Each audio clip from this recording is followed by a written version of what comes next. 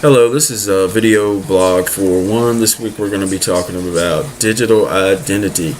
And the discussion is going to center around Jeremy Bentham's model of the Panopticon, which is basically a ring of cells that's prison cells that's surrounding a guard tower.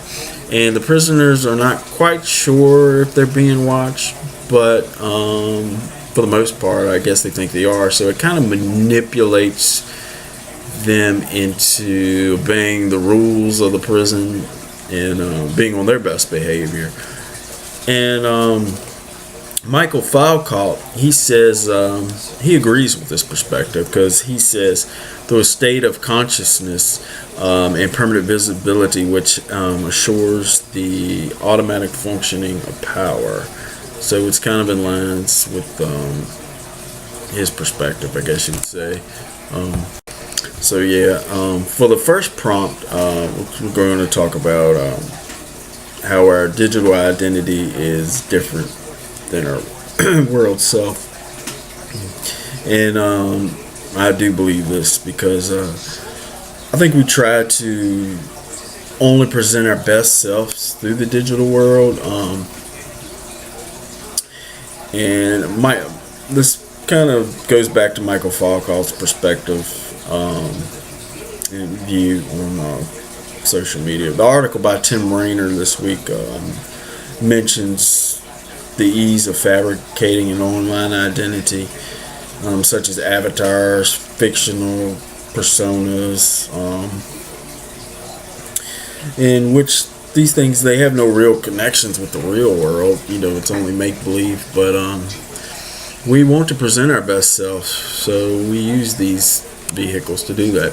I know personally, when I post pictures, I don't want to put god-awful looking pictures on there, so I try to put the best looking pictures I think that I have, and I guess this is a way to portray a more interesting digital identity for myself, I guess.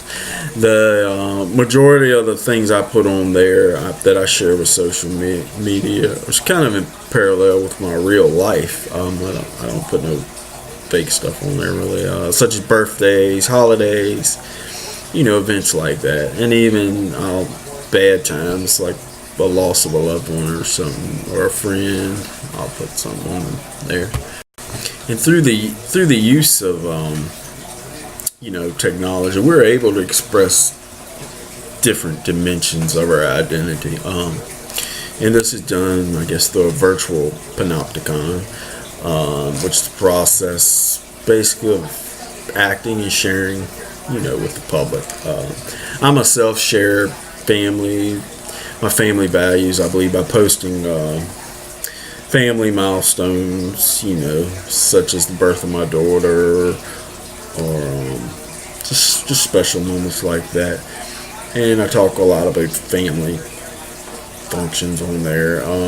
So I believe my social media audience interprets this with me being a strong believer in family, which I am. So I guess that could be one dimension of my digital identity, you could say. Really a strong believer in family. And technology, it can govern, influence, or shape your identity through the content that we share on there. Like I said, we try to present our best selves to our audience. And this also goes back, again, to Michael Foucault's perspective in that social media is a vehicle for identity formation. And this is done through basically the core mechanism of sharing. We do this through a performance, which basically shapes the logic of the content that we present. And this kind of also goes back to the article from this week by Peggy Ornstein, I believe. And this was the article in the New York Times that she published. Tweet Therefore I Am, and she discusses how Twitter reshaped her identity through a basic tweet, which gave her more focus and definition to her life. and I guess that goes across the board for everybody. She talks about how the performance aspect became dangerous for her in masking herself from her authentic life, which is, like I just mentioned, which probably goes for everybody. People portray these this make believe life, and it is dangerous, I guess. So yeah, but in regards to how my digital identity is a product of the social and technology context I live.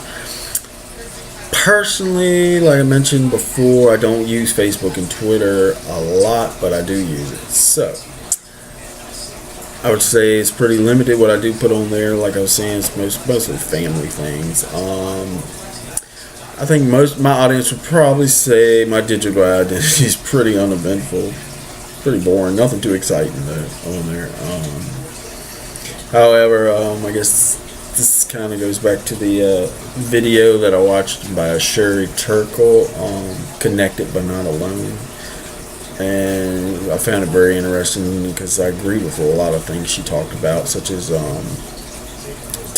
technology. The devices have changed who we are.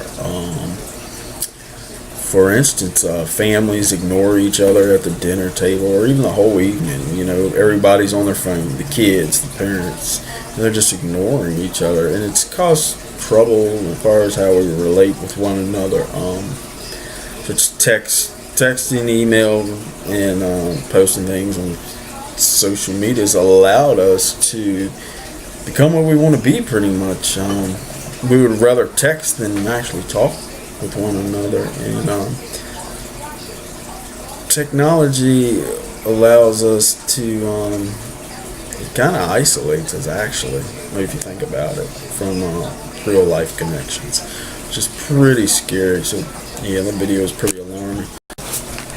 Yeah, so I would say my online identity is considered a performance in regards to what I actually post on social media. The performance part of it, I guess you'd say. Like I said, I don't post much, so not much performance there. But this kind of goes back to Tim Rainer's article, discussion of a virtual life panopticon. And he talks about how there's a self-reflexive structure when we're sharing content on social media. This similar to actors being on stage performing for their audience. The actors tailor their behavior to get certain responses and effects from the crowd. And social media is similar to this. We are selective in what we post to get a certain reaction from our audience. As I mentioned earlier, the act of sharing is the performance aspect. So yeah, and my behavior is most definitely different than in public than it is when it's different from my digital identity from when I'm in public. For example, like if I go in public, of course I'm going to dress, well or whatever. As when I'm at home, I kind of dress, casual or whatever's comfortable. Also, at home, I chase the kids around, play with the kids. I won't do this like in a restaurant setting or something like that. So yeah, I would say my behavior at home is quite different than when I'm out in public. Much more laid back at home. I guess this kind of goes hand in hand with social media. You can put whatever you want to on there. And I guess you may feel like you're not being judged as much as when you're at home. As far as how I think my digital identity affects my sense of who I am as a person, I don't believe it affects mine too much because, like I mentioned, I don't put a lot on there on social media. Therefore, I don't believe it affects it. However, I do think a lot of people use social media for self-approval from their peers. For instance, if someone posts something on Facebook and it is rejected, this may actually indeed affect their self-esteem. And I think this is especially true in younger people looking for reassurance through social media to be accepted. So I'm kind of in agreement with Tim Rainer's article, Fall Out on Social Media, that we are still in the process of learning the impact that social media has on the sense of personal identity.